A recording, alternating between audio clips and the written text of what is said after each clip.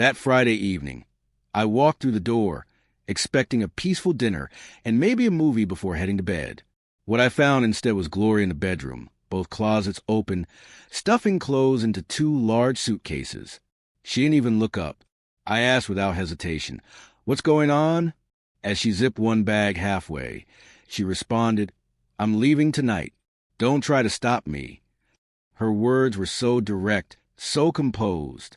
It was almost as if she had rehearsed them. "Leaving for where?" I asked. "I'll stay with a friend until I figure things out," she replied, her focus still on the suitcase. "Harvey, I need more from life than this," she added, sweeping her arm around the room. "What's wrong with this?" I asked, confused. "This house, this routine, I can't keep living like this." Her voice was so mechanical, as though reading from a script she had already prepared. "Then let's talk about it," I suggested. "We can do counseling." She cut me off immediately. "No, I'm done." I stood there for a moment, letting the silence settle. She was waiting for me to beg, to plead for her to stay, but instead I simply said, "Okay." That made her stop. She froze mid-fold, finally looking at me for the first time. "Okay, that's all you're going to say?" she asked. "You've already made up your mind, Gloria. What am I supposed to fight for if you've already decided it's over?" Her lips tightened into a thin line. "Fine. Don't say I didn't give you a chance," she said before slamming the zippers shut, grabbing the bags, and walking past me without saying another word. I watched her car pull out of the driveway. As soon as the taillights vanished, I picked up my phone. "David, it's Harvey," I said when my lawyer picked up. Gloria just walked out. What do I need to do to protect myself? Minutes later, I had a list of things to do. Cancel her access to my credit cards, change the locks, and document everything she left behind. By midnight, her cards were canceled, and by the next morning, a locksmith was scheduled. If she thought I would sit around waiting for her to decide whether I was worth keeping, she was wrong. Truthfully, I wasn't blindsided. For the last 8 months, I had watched her turn into a stranger. When we first got married, she worked full-time at a marketing firm, came home laughing about office gossip, and enjoyed our quiet weekends together. Then, out of nowhere, she quit her job, saying she wanted less stress, and took a part-time gig at a boutique. The rest of her time was consumed by Instagram, TikTok, and endless chats with her single friends.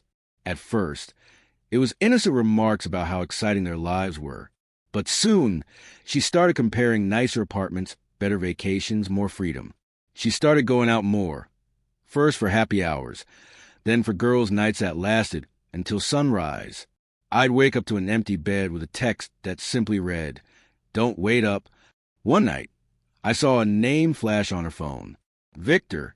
I remembered him, an old co-worker she had been too close to. When I asked about it, she rolled her eyes and said, "It's just Victor. We're catching up. You're being paranoid." Paranoid because my wife is talking late at night with an old co-worker? I asked, "You're controlling, Harvey." "It's not attractive," she replied, ending the conversation. After that, I paid more attention. The laugh she used to reserve for me was now showing up in her messages to others. Her phone was always face down. By the time I caught her packing, I knew exactly what it meant. She had been planning this for months, maybe even warming up to someone else. What she didn't know was that I wasn't going to chase someone who had already walked out. By Saturday morning, cracks in her plan were beginning to show. Around 9 a.m., my phone rang. It was Gloria. I let it ring twice before answering. "What did you do?" she snapped. "Good morning to you, too," I said. "My cards aren't working. I tried to get gas, and they were declined in front of everyone. Those cards are my name. You were just an authorized user. I removed you," I explained. "You can't just cut me off for money," she yelled. "Actually, I can. You told me you were moving out. You told me not to stop you. I'm respecting that."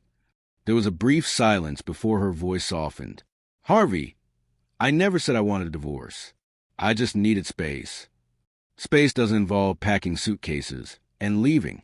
That's called moving out." I responded. "This is ridiculous.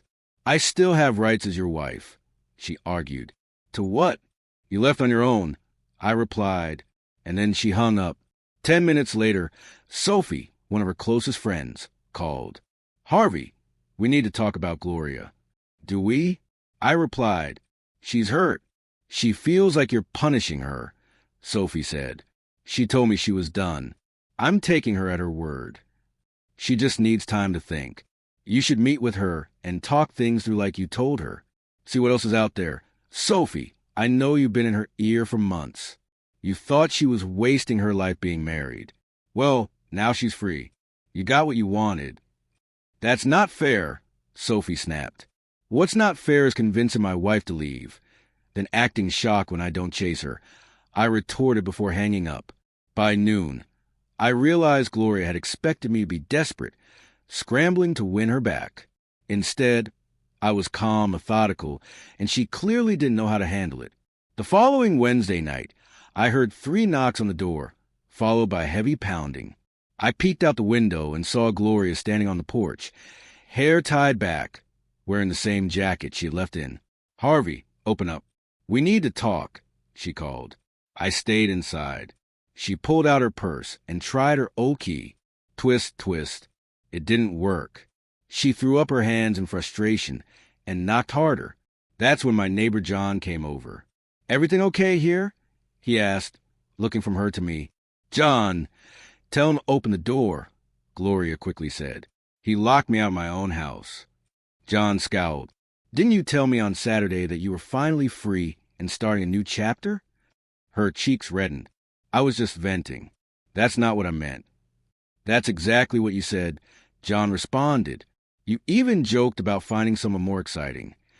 She gave me a look as if this was somehow my fault. That was taken out of context. I moved towards John, stepping outside. Thanks for checking, man. We're fine. She tried to block my path. Harvey, please. I made a mistake. Let's just talk. There's nothing to talk about. You told me not to stop you. You got what you wanted. Her voice trembled slightly. I didn't know it would be like this. Then maybe you should have thought about that before you left. John shifted uncomfortably. I'll leave you two to figure this out. I went back inside and locked the door. She stayed for another 5 minutes before she left. By the weekend, she had switched tactics and went to my family on Saturday morning. My mother called. Harvey, I just got off the phone with Gloria. I sighed. What did she want? She said you locked her out, canceled her cards, and won't see her. Is that so? Yes, Mom. She moved out. That was her choice. My mom's voice stayed even. Then she has to live with it. I'm not getting in the middle of this. An hour later, my sister Elaine texted me. Gloria just called me crying. I told her to stop. I almost laughed. Gloria wasn't used to being shut down that quickly. That afternoon, there was a knock at the door. When I opened it, Gloria stood there with her older brother, Martin, who already seemed uncomfortable. Harvey, he began, we just want to talk. Gloria knows she overreacted. I leaned against the doorframe. Overreacted? She packed up her stuff and told half the neighborhood she was happier without me. That's not overreacting. Martin, that's a decision. Gloria shuffled nervously. Victor wasn't what I thought. I realized now I made a mistake. I nodded slowly. So, you left thinking someone else would be better. And when that didn't work out, you came back. That's not fair, she replied quickly. What's not fair? I asked. You walked away without even trying to fix what we had, then expect me to just pick up where we left off when it suits you. Martin raised his hands in peace. Look, I'm just here to help her talk. She's my sister. I understand and respect that, I said, but the answer is still no. Gloria's eyes hardened. So that's it. 3 years gone. No, Gloria, I said, you ended it the night you walked out. I'm just honoring your choice. Martin sighed, and they both turned to leave. She didn't look back. A month passed without any contact from her, and I assumed she had accepted that it was over. Then one Tuesday, my lawyer, David, called. Gloria's attorney had reached out with a proposal. Marriage counseling instead of going forward with the divorce. David explained that the idea came from her parents, who wanted her to either reconcile with me or stand on her own 2 feet. From what David told me, it was clear this wasn't about love or regret. She had been bouncing from friends' couches to her parents' house, working odd shifts at the boutique, and struggling to keep up the lifestyle she once had. The house was never part of the discussions. It had been mine before the marriage, and the deed was solely in my name. She left with only what she could fit into her suitcases. Everything else stayed as it was. It was obvious she was trying to grab the safety net. She had voluntarily let go of a home she no longer had a right to. David advised me to stand firm unless I had a strong reason to change my mind. I didn't. There was nothing left to reconsider. Later that week, I received a single text from her. "We could fix this if you just talk to me." I didn't respond. David filed the final paperwork. I didn't feel happy or vengeful, just certain. When you've been with someone for years, it's easy to focus on the good times and wonder if you could go back and get them. But I couldn't unhear her telling me she was done. I couldn't unsee the look in her eyes when she told me not to stop her. That wasn't just a slip in the heat of the moment. It was a deliberate choice, and choices have consequences. 3 months later, the divorce was final. No dramatic courtroom scene, no last-minute pleas, just signatures, a stamp, and it was done. Elaine later told me that Gloria had moved back in with her parents in a small town 2 hours away. She had quit the boutique because she couldn't afford the gas to get there and had taken a full-time job at a call center. After the papers were signed, she sent me one last text. "I hope one day you understand. I didn't mean to hurt you." I didn't reply. There was nothing left to say. The house felt different now, quieter, steadier. I no longer came home wondering if I'd walk into another argument or hear about another late night out. A month later, I met Rachel, a 32-year-old nurse who owned her condo and paid her own bills. We started with coffee, then dinner, and I realized how refreshing it was to be with someone who didn't treat a relationship like a game of leverage. When I briefly mentioned Gloria, Rachel shook her head. Sounds like she wanted you as a backup plan, while she explored other options. That's exactly what it was. I replied. I thought back to the night Gloria left, standing over open suitcases, delivering her exit line like it was rehearsed. She expected me to panic and promise anything to keep her, but I had already spent months fighting for the marriage by being loyal and steady. She gave up in a single evening. Best lesson I ever learned. When someone says they're leaving, believe them. Don't chase. Don't beg. Let them go. Because if they truly value what they had, they wouldn't be walking away in the first place.